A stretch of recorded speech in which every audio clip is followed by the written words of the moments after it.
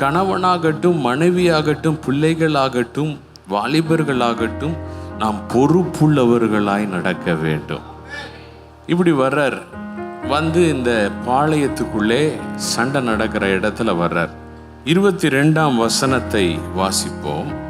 அப்பொழுது தாவீது தான் கொண்டு வந்தவைகளை இறக்கி ரஸ்துக்களை காக்கிறவன் வசமாக வைத்துவிட்டு சேனைக்குள் ஓடி தன் சகோதரரை பார்த்து, சுகமாய் இருக்கிறீர்களா என்று கேட்டான். இங்கு ஒரு அழகான சம்பவம்.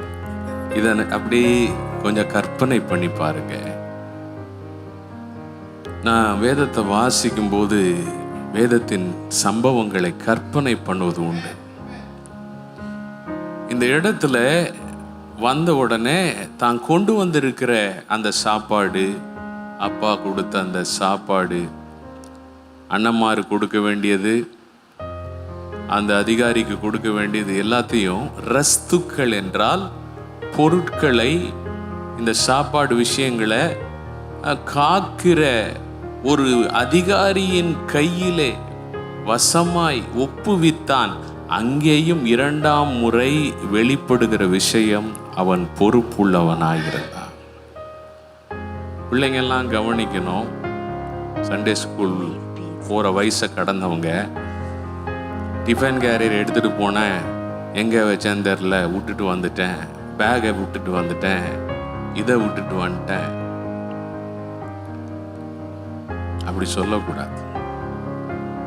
எதை செய்தாலும் பொறுப்பாக இருக்கணும்.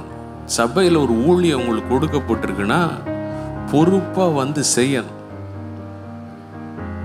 அதை நம்ம கேட்குறாங்களா, செஞ்சோன்னு பார்க்குறாங்களான்றதுக்கு ஒரு ஆளே நமக்கு இருக்கக்கூடாது. அதுதான் ரட்சிப்பாக இருக்கிறது. அது 1 மாதம் ஆனாலும் சரி, 1 வருஷம் ஆனாலும் சரி, 2 வருஷம் ஆனாலும் சரி, நமக்கு கொடுக்கப்பட்டதிலே நாம் உண்மையும் உச்சமும் உள்ளவர்களாய், பொறுப்புள்ளவர்களாய் இருக்க வேண்டும்.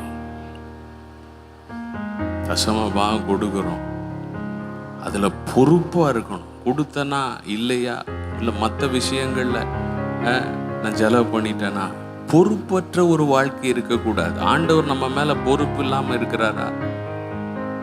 எவ்வளோ பொறுப்பாக இருந்து நம்மளை கவனிக்கிறார்.